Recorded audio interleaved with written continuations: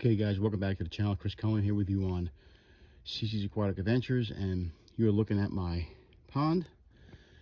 You're also looking at the ice around it. We're in Pennsylvania.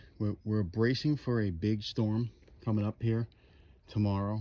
Supposed to get about 2 feet of snow. That's what they're saying, at least. I never trust the weather people, but we're supposed to be getting a real storm coming up here tomorrow into Monday. But my concern is the temperature. Last night it went down to 5 degrees. Right now we're looking at, last I checked, it was 13. And of course, when you have a pond, you have to worry about it's freezing. Now, I don't really concern myself with the outside, as long as they have a place to swim in underneath the ice. My concern is having the pond freeze completely. That's what we don't want. That's why we have this pump here, and it's going to keep that water moving. We're trying to get that water to keep moving so it doesn't freeze. Now the outside will freeze because it's not really flowing that far out. My concern is only getting enough space in the middle here where they can breathe. And you can see the fish down there hibernating underneath the heater. This heater, unfortunately, we had to replace. It's not big enough for this pond.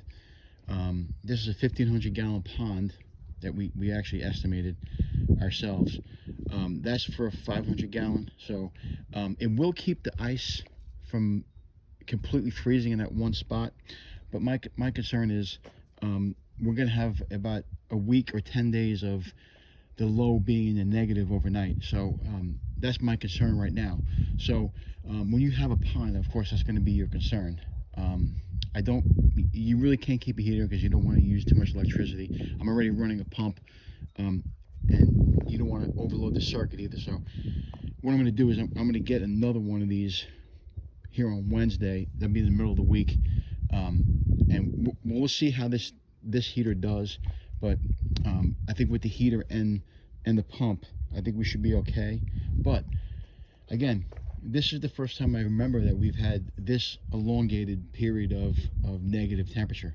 Okay, so I've been working on this pond since yesterday. What I'm trying to do here, and of course you can't fill the water because the nozzle up there is off because of the cold weather, so we're not going to put that on. So what I've been doing is I want to get this pond as high as I possibly can. The reason being is I don't mind if the top freezes. I'm worried about what's going on down there, as long as they have a place to swim, a place to hibernate. Of course, with my fish, I always concern myself with their well-being and their health. And I've seen them swimming around a lot, so they're doing okay. It is cold in there, but as long as you have a place for them to breathe, they're going to be okay. Now, what I'm going to do, obviously, what we have to do is get a bigger heater, which we'll do. They call it de-icer. But anyway, so this is my goal. This is my I've been using this today, my buckets. I'm filling them up, bringing them out, and just pouring the water on top of the ice to keep the whole pond from freezing over. And as long I want to get as high as I possibly can so they have enough room to hibernate. That's my goal. So what we'll have to do is, what I'm going to do right now is keep filling it up, and then whatever ice I have left, I could chip away.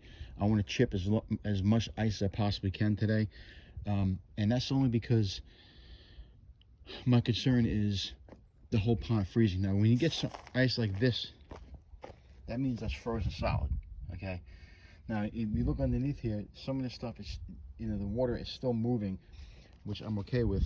But I want that pump under the water so the wind doesn't blow it, or nothing can affect it, like the animals. We have some animals that come in. There's birds back there. We didn't really have a lot of time to clean up the yard this year, so we're gonna do that at the end of the season. We'll get this cleaned up. I got the front cleaned up, but this is a lot of work. It actually got colder than I thought it was gonna get, and I ran out of time. It actually snowed early on, and then the snow melted. Had a couple of days that were good.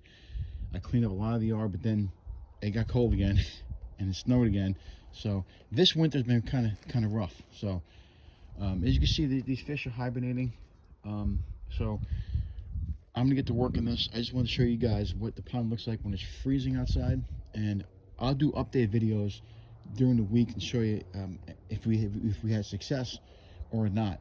Obviously, if it gets too cold and I can't get the ice from melting the pond, I'll take these guys out and put them in a different water.